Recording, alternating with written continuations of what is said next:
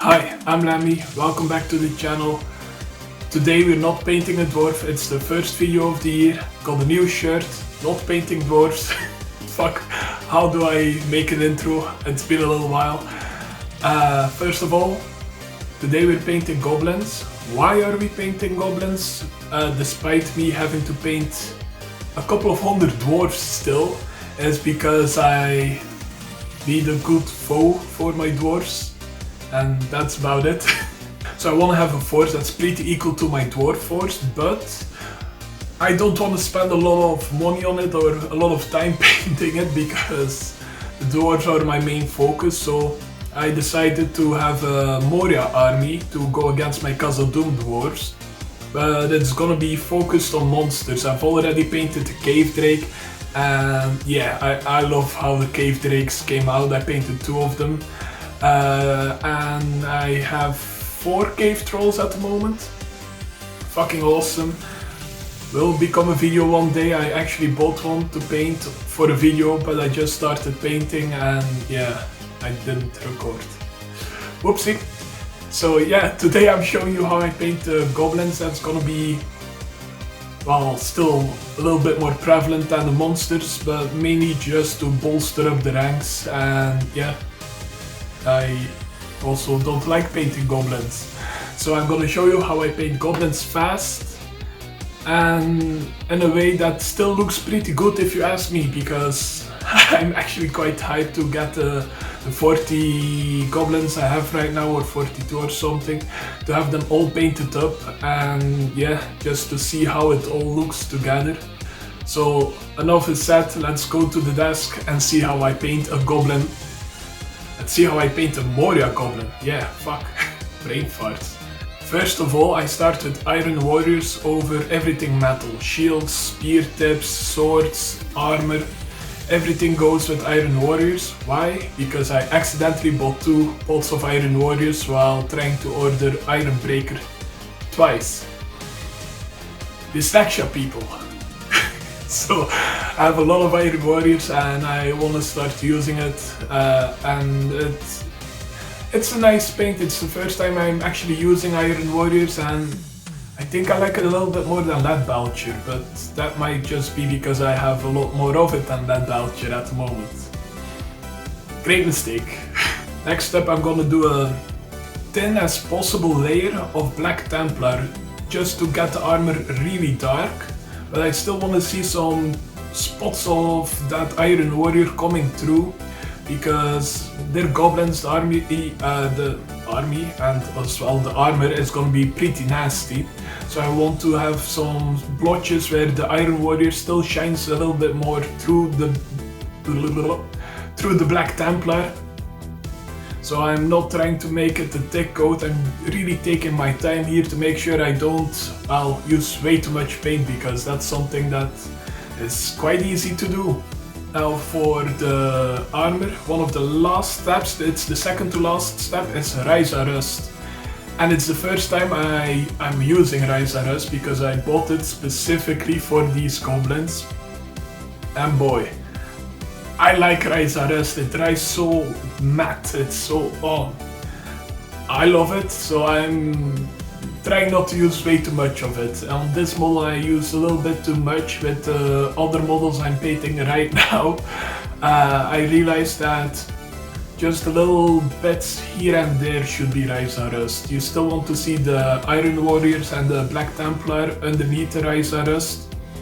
So I decided that I should focus more on one part of each part of the armor. For example, on the legs there is a big part of armament, and I just choose one spot to put a dab of ryza rust. It's kind of a dry brush. I get most of the paint off my brush and then I just dab it on a little bit on each side of the leg, just underneath the knee. And the same with the helmeted goblins, just a spot here and a spot there, for example, just so it doesn't get too overwhelming, because it's new paint, I like using it, so I went a little bit overboard here and there. Shit happens. Now we have a pretty dark and grimy looking armor, and I want to have a little bit more shine on the edges, so I just dry brushed the leadbelcher on top of everything we just did. And I'm not too worried if I'm not hitting every edge of the model. They're goblins, they're gonna be in a big horde, even though they're not, even though the focus of my army is the monsters itself, I'm still gonna need a lot of goblins, so they're gonna be in a horde. Are you gonna see that that one goblin doesn't have a highlight on one of his plates of armor on his belly? I don't think so, so that's pretty liberating for me to paint, because I can go over this quite quickly and it makes it a little easier to... Whoa, I cannot speak. That makes it a little easier to batch paint them and have more fun with them faster. Quicker, faster. That's a song. Now for the face, the hands, the feet, the skin of the goblin itself, I wanted to have a lot of variation. So for the skin tones, I just take whatever green that tickles my fancy. Just a green, or if you want to go crazy, some blue, dark blue, light blue, doesn't matter. And this time I went for Elysian grey. And yeah, I think it's a very nice yellowish green. I'm colorblind, so I think it's yellowish green. If I'm wrong, please comment that down below.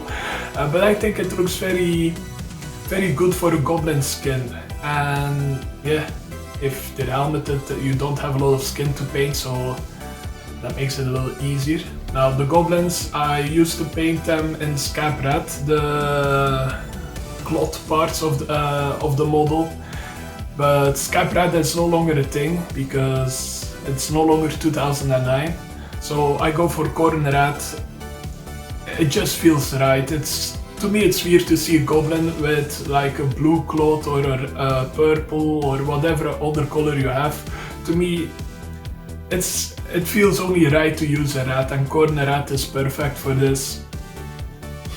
Nothing else to say here. Now the goblins, they have a lot of straps on their armor and quiver on their back. Some of them, this model luckily doesn't, but some of them have a quiver and a strap going around. I just paint it all in dryad bark. You can go into detail and use different shades of brown and everything, but I cannot be fucked. This is not gonna be one of my main armies. It's gonna be one of my armies that I have a lot of fun with on the tabletop. But I don't care a lot about the goblins actually looking very well painted and very good. Of course they're gonna look well painted because it's me. But I'm not gonna put the same effort into it as, for example, my khazad dwarves.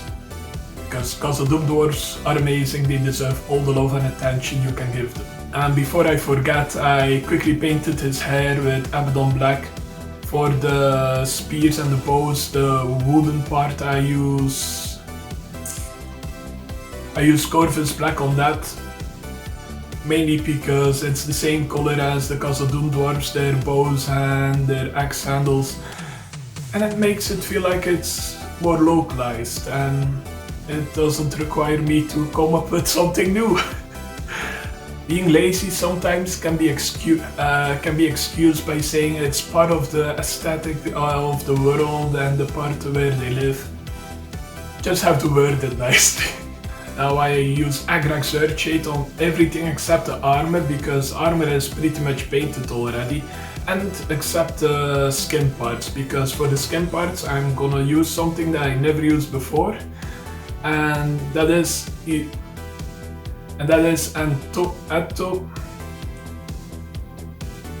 Athonian camoshade.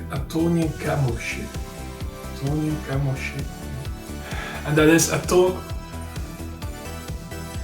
Athonian camoshade.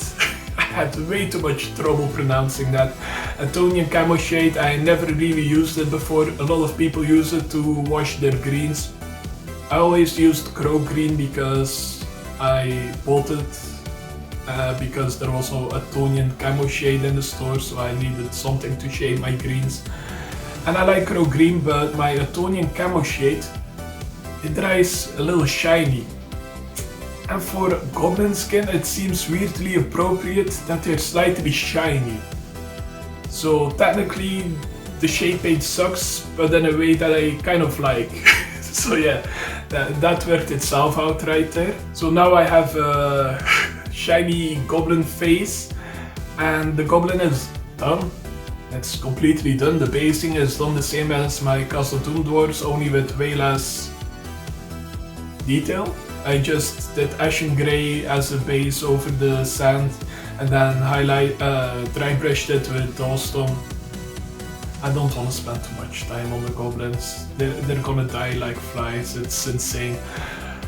But I'm glad that I finally have a painting scheme for my Moria goblins that actually looks quite good. I was inspired by the pictures on the Games Workshop site, and I think I got quite close. And now I only have 43 left to paint. Wish me luck. Maybe I'll paint some more before I upload this to YouTube. I need a thumbnail, I hope, because one goblin on the thumbnail is gonna look a little empty. So yeah, hope to see you in the next video. It's probably gonna be about dwarves. And yeah, see ya. Oh god. I still need to edit this. New year, new shirt, new Lemmy.